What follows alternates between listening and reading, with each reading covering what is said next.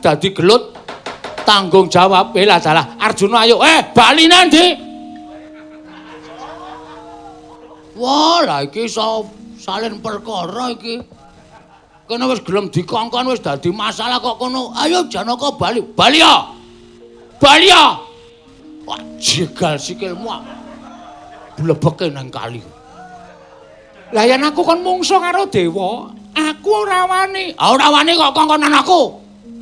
Semono uga aku Bagong ngaku isin. Isin ngedepi wong wedok ora isin. Nek ngedepi dewa kok isin ora. Aku ora kepenak mergo dewa-dewa ki mara tuaku kabeh. Aku ora penak Bagong. Pokoke wong loro iki nek nganti lunga, dicenana ora masalah. Aku nesu tenan. Nek sampean wong loro niki bebeda karo aku, memang kambing hitam kan Bagong. Samane wis ngerti nesune Bagong, gilani lho. Lho, kowe arep ngopo? Kowe arep ngopo? Weh, lah kowe kepengin bukti piye? Tak suwunke karo sing gawe urip nek Kresna Janaka do beda Bagong. Asli wis to wujudmu tanpa beda kaya aku tak kandhani.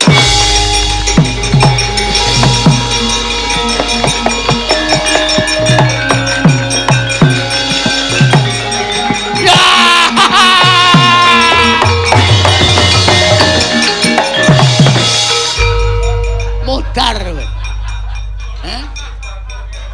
Arep ngapa kowe? Jagat Dewa Bathara iki awakku kok ngedibel iki. Mula ora sok mempermainkan wong cilik. Apa sing iso anu ditampa dongane iki mung wong sing ndek derajat pangkate lho. Wong ki nek beda karo wong cilik, unine mandi, ucape mesti ana nyatane. Koko Rabu. Kok bobot kula saya awrat. Aku dhewe ya gumun lah iki. Iki kok mataku padange ra jamak-jamak. Ayo, kapamu kapan kowe? Ayo kowe, kuwi alise kurang kuwi. Matane melar. Alise mung kurang mung jleret.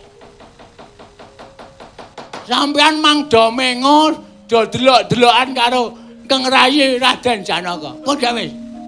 Lho, aku ngopo? Weh lah, ampun nyalake kula lho. Kula ya ming sak uni-unine lho niki.